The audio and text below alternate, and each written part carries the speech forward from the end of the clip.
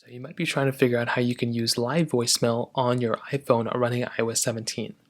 Now, doing this is very basic. So the first thing you're going to want to do is you want to go ahead and make your way over to your settings application of your iPhone.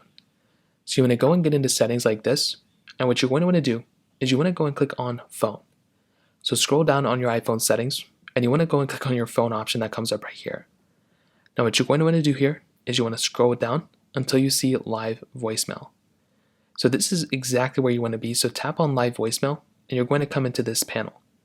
Now all you want to do is make sure live voicemail is enabled, because if this is disabled then it's clearly not going to work. So go ahead and make sure you have live voicemail enabled like this, and that is it.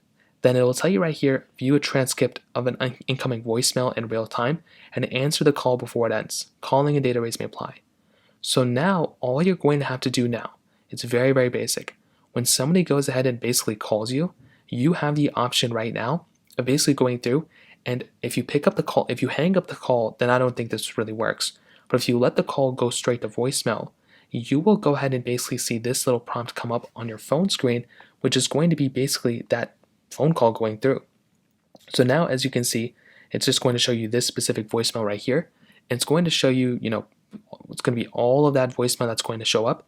Now you have a few options. You can either click a message and let that voicemail go straight. You can basically message this person, or you can literally just click accept and you can accept that voicemail as it actually comes up.